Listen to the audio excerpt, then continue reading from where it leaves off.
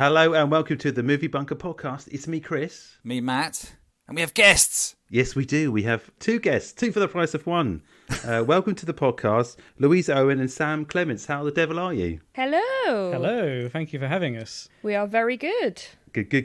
Excited to be chatting to you tonight. We're on new territory in the Movie Bunker podcast because you've made us watch a dancing film. Oh, no. Let's get cracking on it. What movie have you chosen, Louise and Sam, for us to dive into? We have chosen, depending on where you watch the film, either Step Up Revolution, Step Up Miami Heat, or Sexy Dance 4, as it's known in France. I prefer the third title. But this was a first for me and Matt, and I'll speak for Matt as well. But I mean, I've never seen a Step Up movie, and I don't think in the podcast, Matt, we've done something anything like this kind of. Well, we've done musicals, but we've not done like a full-on dancing kind of thing, have we? Not a full-on dancing extravaganza. I mean, some of the things we've done have dancing in them, but this is pure dancing, right? This is dancing with a bit of film. A bit of film around rather than the a film edges. with a bit of dancing.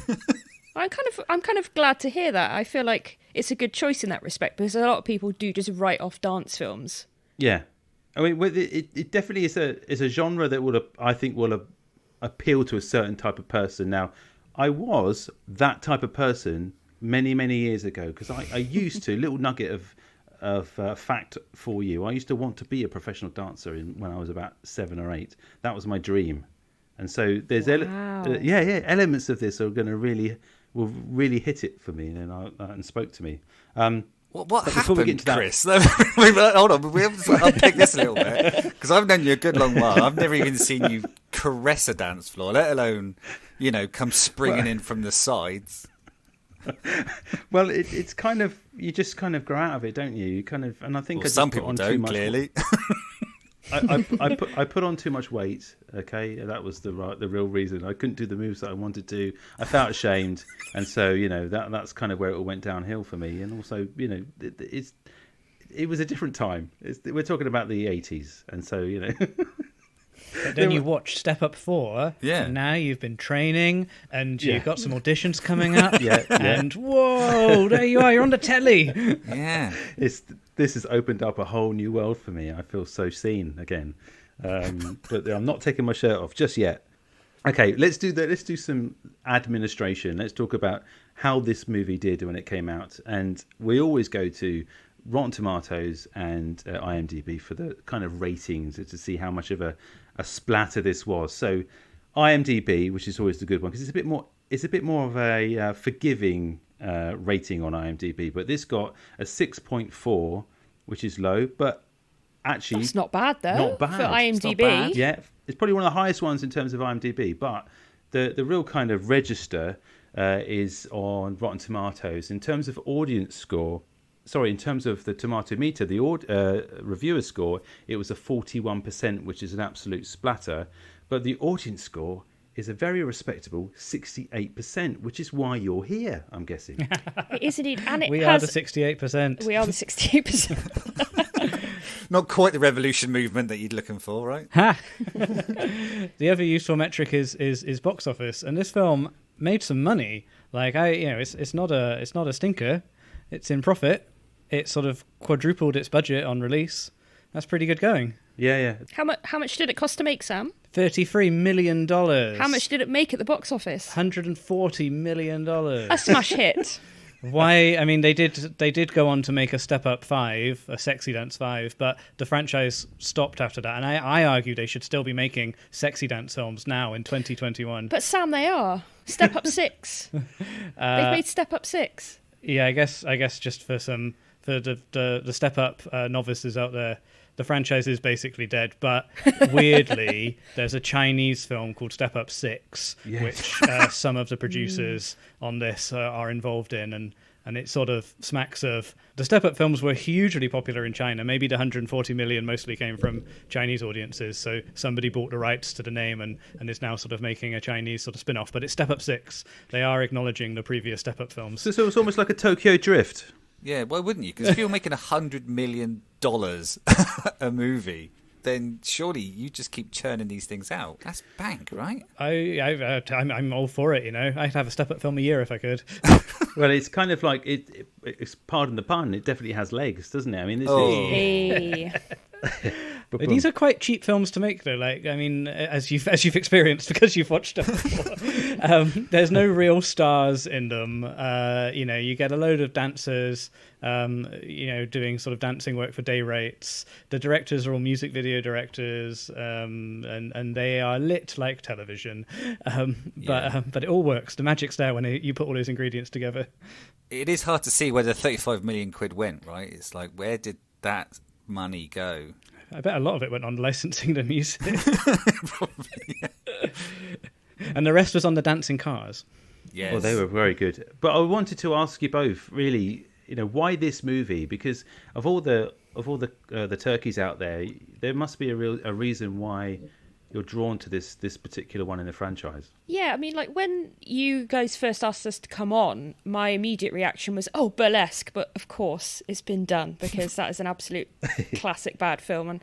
And we just wanted to stick with the musicals or the dance kind of films, and sort of almost immediately it came to us, like, well, the Step Up franchise is terrible, but we absolutely love it. What? You've never told me this.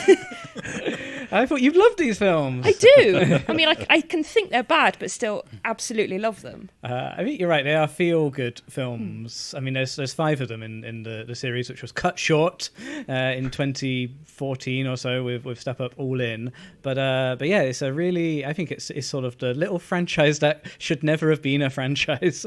None of the entries are really connected. They're sort of loose cameos or tangential characters that sort of move the overall series arc along, but they're basically just like an excuse for some amazing choreographers and dancers to get together and show this stuff off, which we often watch on television on like Britain's Got Talent or some of those sort of Saturday night shows, but shot on proper film cameras with this huge budget. And when cinemas were a thing, they were shown in cinemas in surround sound, and it was really glorious. And this film, you probably noticed, was shot in 3D because that was all the rage in 2012, and there's lots of very gratuitous things coming towards the camera shots. Yeah, I've not seen gratuitous 3D like this since Jaws 3D. I think was the film I saw before this had the most gratuitous. I'm going to put my hand here, and I'm going to run towards you fast now.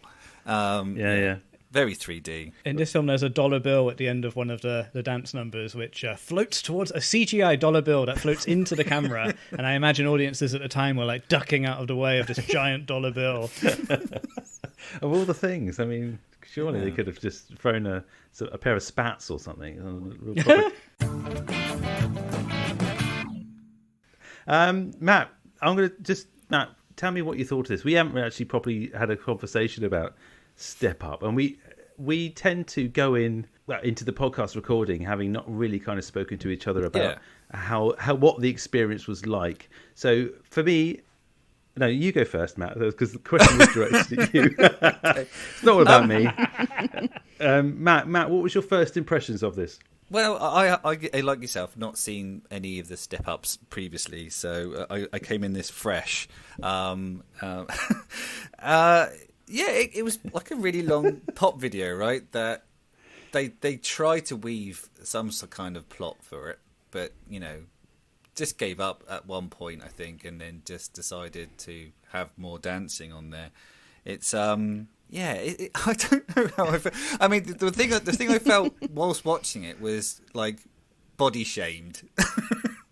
Because like there isn't an ounce of fat in the whole entire film, let alone on any of the people that you actually see. Like if you gathered up all of their fat individually, it would be like my thigh.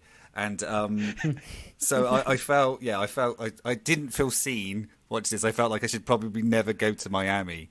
Is definitely what I felt today, and that got even worse today because today I broke my chair. I was sat on it, and it suddenly slumped forward, and I thought, oh, the little gas thing's gone. The little gas thing hadn't gone. Metal had given way. It's the Miami Heat. Got your chair. Miami got my chair. Yeah, I got a similar thing, Matt, in terms of notes. So I didn't feel represented at all watching this movie, and apart from obviously when I was a youngster and wanting to do this thing for real. Shall I kind of sum up the plot for anyone that's not seen this? We normally do the kind of plot synopsis, or at least something. But hit us with the plot synopsis. There's a flash mob of dancers that are. There's about 3 plots. So there's a flash mob of dancers. They're initially in a competition where they have to get a lot of YouTube views. They don't mind name dropping. They don't change the thing at all, I don't think. And if they get YouTube views, then they'll get money for this. Then there's a love story between a ballerina rich girl and slummy dance man. And then there's a story about a evil property developer. It sounds like 3 separate films. This is the same film. An evil property developer who wants to take over the place where the slummy dance people live and build a nice hotel, but they don't want Yeah, and that. despite having 3 plots on the go, they're all still paper thin and barely make up one plot. Let's be really honest here. Well, it's quite easy to digest, isn't it? Like, you're not really thinking about the plot with this. You can you could have half an eye on the plot and it's totally fine. Very soap opera-y, and maybe that's one of the reasons we enjoy watching it. It's kind of, you really can switch your brain off and just enjoy the nice people dancing, and still understand what's going on. It reminds me actually of one of the other films that we've done, which was the remake of Point Break, which is an horrendous film, but has amazing action sequences in it. Like, it's totally worth just having on the background and looking up every 10 minutes. And this is kind of that film, right? It's like, you just put it on, and then when they all start dancing, oh, but the three kind of storylines that you're talking about, those kind of weaving narratives, are all quite tropey as well. And rich girl, poor kid, probably developing, and just in terms of like maybe the Pitch Perfect movies as well, like a national competition of some kind. So the kind of 3 things, as you say, woven together actually make sense, because in a way, because they are underpinning everything that's clearly going on, but they don't clash. And that's why I wasn't like recoiling after watching this, because we see a lot of bad movies, obviously, because of the podcast, and you become a little bit numb to the bad stuff. But this wasn't like a real like chore, because actually when some of the very first dance sequence was just like something from La La Land in a way, but like in reverse. So they're not. That car scene is incredible, and I legitimately mean that, not in some sort of like, oh, it's good for the film. Yeah. It is brilliant. Yeah, it's a traffic jam in Miami, and all of the establishing shots look like they bought them from a website where you can get sort of cheap aerial views of Miami, because they're really low resolution compared to how they shoot the dance numbers, which is what we picked up on our millionth rewatch for this podcast this time. But yeah, there's all these kids driving these really fancy looking cars, and there's like 10 cars dancing at one point. Yes. Like, this is cinema, guys. With people on the bonnets. With people on the bonnets. Yeah, there's dancers driving the cars who get out of the cars to then dance on top of the cars, and then the dancers dance around the cars, and then to finish off the number, the cars start to dance with them, which is something I've never seen before and I've never seen since. No, it's the film Transformers: The Last Night. It wishes. It's what that should have happened. All you needed was Grimlock or a couple of dinosaurs to come in at the end, and it would have been great. Yeah, that scene gave me a little bit of a goosebump as well. I mean, I was like, oh yeah, this is quite exciting, because you kind of set up to think they're going to do like a bank robbery or something. They're going to, and that's that you kind of think, oh, these are the bad guys. And they're going to steal stuff. There's a truck, so that's even worse. But no, the truck has glass, and it's all an elaborate ploy to do like a 3D glass like thing. And I thought, that's just so elaborate. Actually, that character that does all the art installations, who comes across. Well, he's mute, isn't he? He doesn't say anything until the end. He's the star of the show, because that's one of the worst payoffs in the whole entire film, though, isn't it? Because like, what he says isn't even like comedy, or it doesn't have any gravitas. He's just kind of like, I think it's literally just, I've got it. Yeah. And then he runs away. I've got it. Really? I can't remember his name. A lot of them have got great names, like the cameraman who films all of the plots and puts them on YouTube is called Iris. But I can't remember what the artist is called. But yeah, basically every dance number, because they're either doing this to win the competition on YouTube, get the 10 million views and win the money, or later on to protest the property developer. All of the dance numbers really are a way to kind of distract people whilst the artist puts the message on spoons or glass or the side of a building or a scary statue, and I kind of like that. Yeah, I mean, the logistics are crazy on this. I mean, logistically, how can you get this? Yeah, I did some quick maths, though, Chris. So I worked out, like, this glass ain't cheap. And a lot of the stuff they've been putting together in the dance numbers. And I'm like, had they just done nothing, they probably would have made between them more than £100,000 that they're going for. And there's like 100,000 of them. So they're going to get like a quid each. So many of them. If they actually did win this thing. There's tons of them. And it's just simply not worth winning. Well, they all live in a giant like clubhouse somewhere together. They have loads of tech. They got loads of like Macs and cameras and like all of this sort of stuff. But even in this like car dance number, they're driving 10 cars at the beginning. They have 10 really fly-looking cars that they use for this one number and then like get rid of or just throw away. Like I think these are a bunch of rich kids pretending to be poor. It's like being around Winchester again. Oh, nice local joke there. They'll play to these masses, right? One thing that really got on my nerves about this film, and I think it's one of those things that just grates me in general, is just how over-enthusiastic people get to sort of certain situations.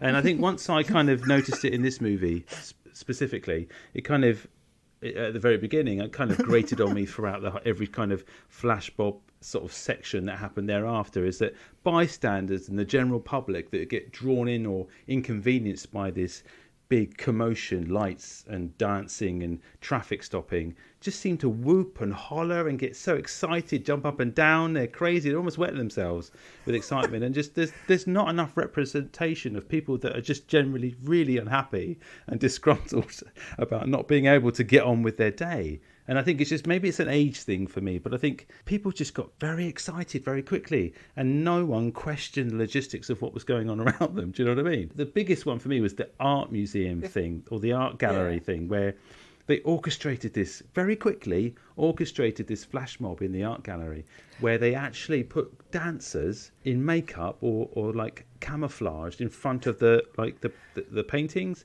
And the general public were like, huh? What? When they turned their faces around and the statues came to life. It's like, I'm not buying this. That was far-fetched, wasn't it? You're with me here, come on.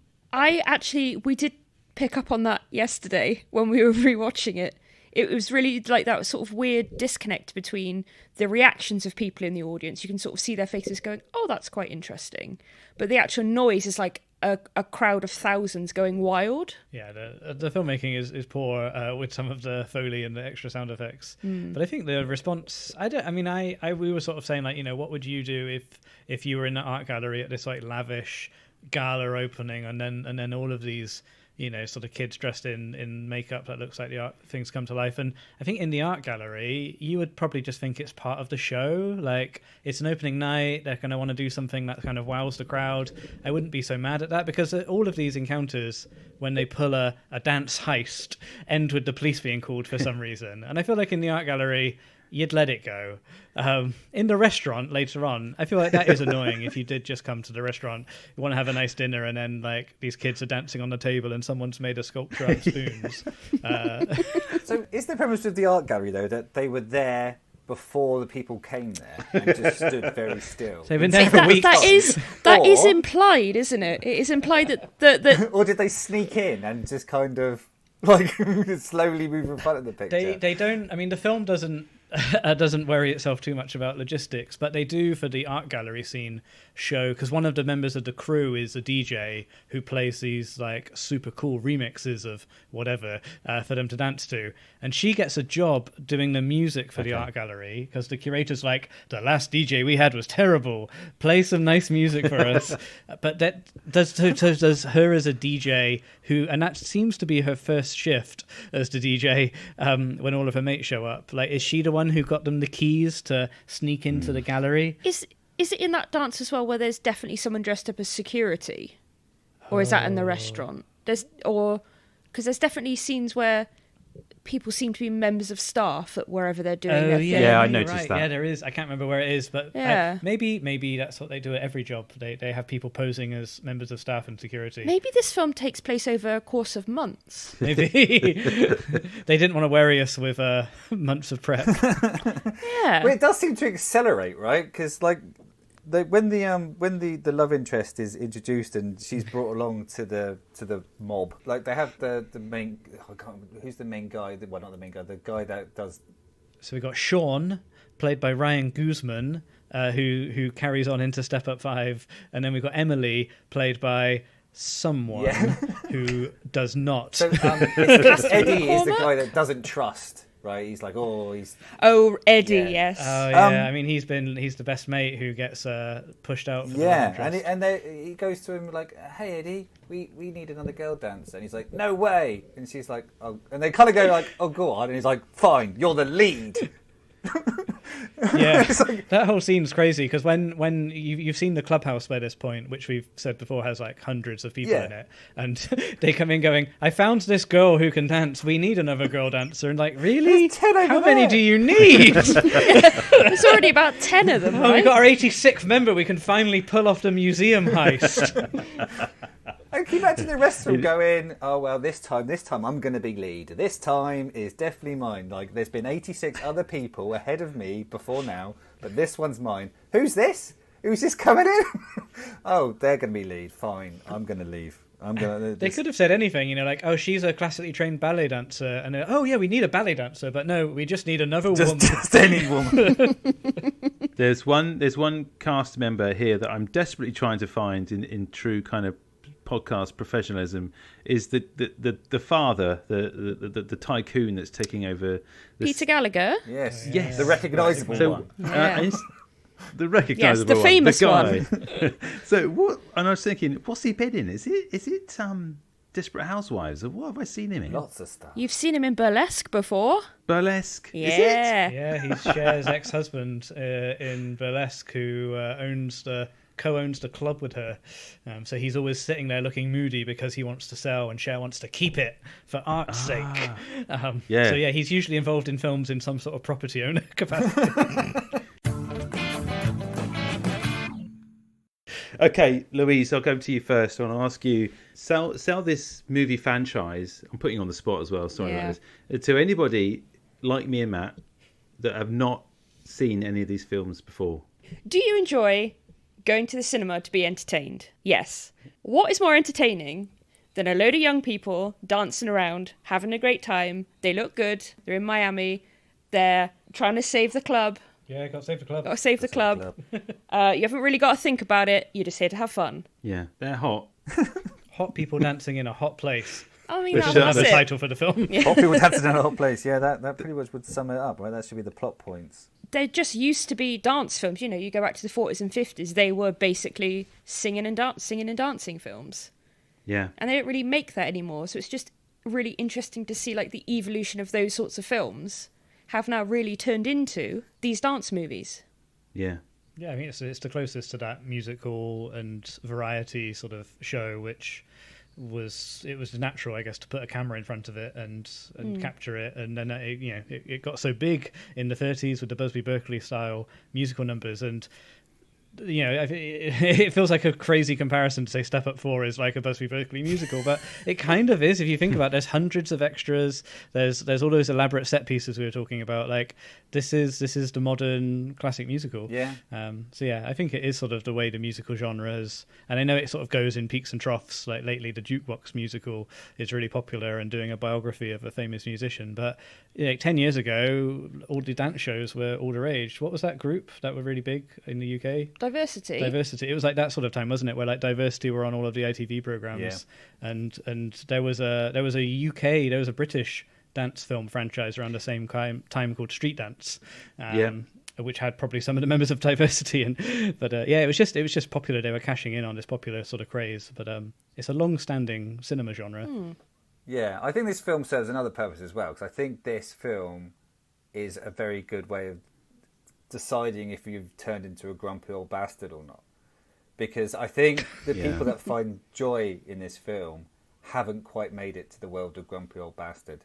Because I'm hearing Chris speak and I'm hearing some of the things he's saying and it resonates with me. It's like I see traffic being stopped and I'm instantly angry. And I'm like, oh my God. This is an inconvenience. I need to, I'm a ginger man. I need to get out of the sun. Why am I stopped here? If I've paid for a nice dinner, I want to sit and eat without someone jumping on the table. If I'm at enough. I just want to go to my important council meeting. Exactly right. Without being interrupted by the youth. The youth. Oh my God, the youth are dancing, and look how young the youth are. Oh my God. It's a real watershed film, I think, where like the grumpy old bastard in all of us will see these things and go, and like the Bob asshole, the sort of the bad guy in this, I could see where he was coming from, and I don't mean the main bad guy. I mean the other bad guy. Like when at the beginning he was kind of stood around not being a waiter, even though he's being paid to be a waiter, and the guy comes in and goes, "Oi, get out there and do the work." I'm like, yeah, get out there and serve those tables. Don't just stand there watching television.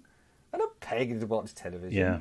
And then at that point I realised I'm just a grumpy old bastard now. Yeah, I don't want. I'd hate to work for you, Matt. You sound like I'm the really, man now. That's the problem. Really I've turned into the man. I'm the thing I used to hate. The other thing as well, I think, is looking at beautiful people on screen. And I know that's what it's there for. It serves a purpose in a way. In cinema, has always been like that. Washboard stomachs and being ripped and things like that. It just makes me feel so inferior. I sat there this afternoon with a cup of tea and quite a large chocolate biscuit, I have to admit, watching this film in preparation, and I just gave myself a little look down as I was finishing the last of my chocolate biscuit, and so was taking off a top to do a dance routine, and we saw some abbage. I felt ashamed, and I don't want to feel ashamed. No. You shouldn't. I think like the point of these films is to sort of live vicariously through other people. So like, yeah, sure, we don't look like how you're on the screen, but we're having a nice time doing it. Doesn't matter that you don't look like them. You can just enjoy the product, because that probably hasn't come overnight. That's what they do. Their job is to look like that. Thanks, Louise. Yeah. You've made me feel better now. We're all about body positivity here. I think it's inclusive. Like that. The mob, they accept literally anybody. Like there's no audition process for Emily when she shows up. We could all be part of the mob. Yeah. It's about inclusivity. Broadchurch, whether it's making a spoon sculpture or filming an illegal dance number through a briefcase-shaped camera or a loaf of bread in the dinner. There's a job for everybody in the mob. All are welcome. I've got a question for everybody. Anyone feel free to answer. But did anybody notice the difference between dancing for just dance sake and protest dancing? Yes, I certainly did, Matthew. It was more aggressive. Did you not guys think? I at the beginning of the film, because I was sort of forgot why they were dancing, and it was a YouTube competition.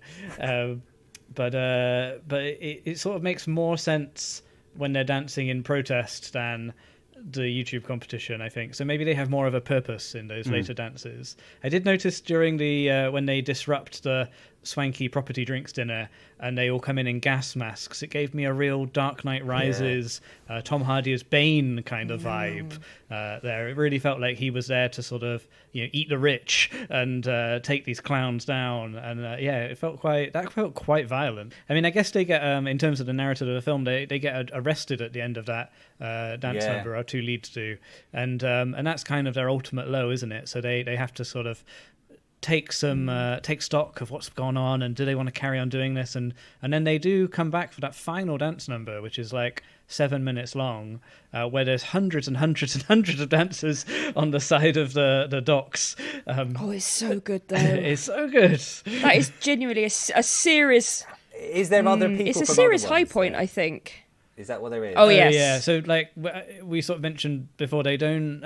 It's not a very. This wasn't a planned franchise, and I kind of like it when a series of films, like Fast and Furious as well, actually, like they never planned to make 9 Fast and Furiouses, and sort of how they tenuously string them along, and how certain characters aren't in certain films. Fast and Furious kind of rallied when it became a huge success, and they got all the gang back together. With Step Up, they never did that. So Channing Tatum is the lead in the first one, and then he has one scene in the second one, and then no one from the second. Then what they introduce a new character in the second one, who's then in the third one, and they're sort of like singular characters passing the baton on until 4. Where nobody from any of the Step Up films is in that film until this big dance number, when there's a sort of a goofy-looking kid who has long hair and shows up. And like, so... Please call him by his proper name. Well, he's called Moose, but we wouldn't know that from this film. I liked Moose. I liked him. He just sort of... Does he like spin onto screen? He sort of like somersaults in, does like a big dusty dance. Yeah, it sort of feels like he wasn't on set He's at the very time dusty, as anyone else was. It felt like he was sort of on set for a day He's been or in so. storage. Yeah. he's purely there for the Step Up hardcore. Like, there's no like, let's call Moose and have him, introduce him and explain his history. It's just like, oh, that kid from Step Up 2 and Step Up 3 is here. I know, like, it's in the background, isn't it? Well, it's not, because it's the guy who was, I think, in Step Up 3. Yeah. Who's in the mob. But there's like one of the dancers in the mob is in a previous Step Up, basically.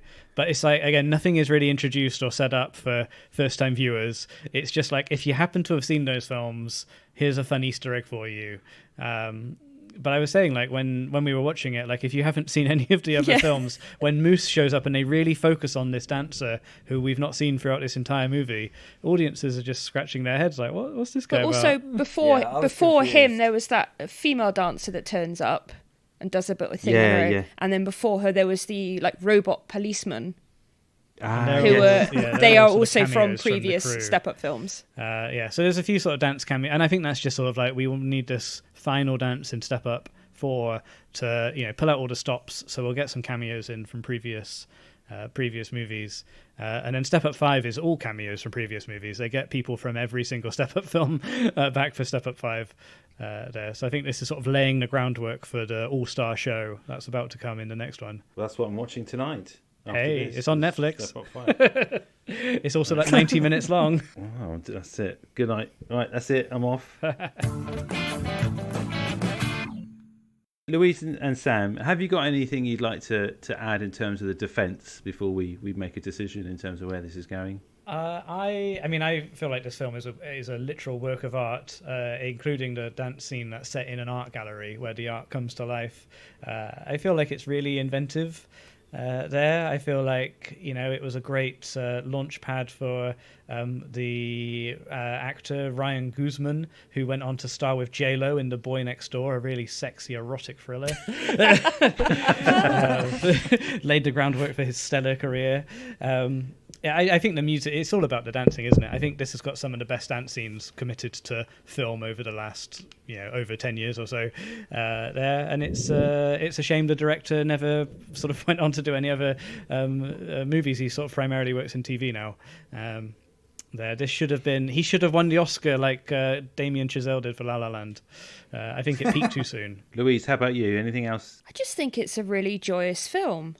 I mean, like, yeah, sure, the acting's terrible, the script's terrible, but that dancing is so good and so entertaining. And I just don't think there are that many, like, truly just balls to the wall, spectacular music, dance films made like this anymore. Yeah, it's really good fun, and it's silly. It's over the top. Dancing cars, the Bane dance, people running up and down shipping containers at the end. There's some really choice lines in the script as well, like, what we do is dangerous.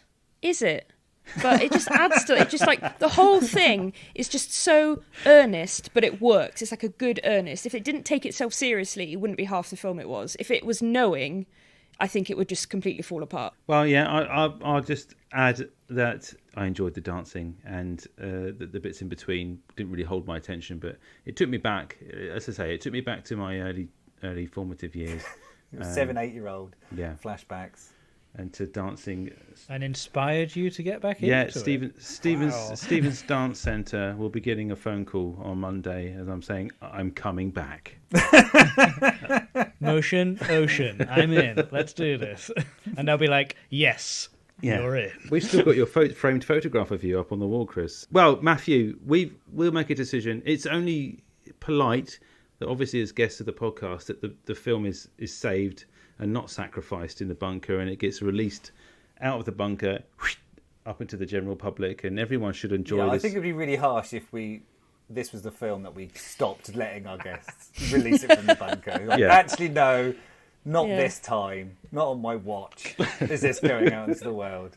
Would be mean. I think. Yeah. You're right. I mean, you guys are providing a really important service, and I do hope you are protecting the general public from genuinely very bad films. You do put your foot down from time to time, but I think this one is a good pass. I mean, we're very grateful to have Step Up for whatever the subtitle is back. We buried Cats. We did our bit for Cats, didn't we? That's done. Cats didn't. We did our bit. Released from the bunker. One more question: do you think you'll go on to watch the rest of the Step Up franchise? Well, well, no.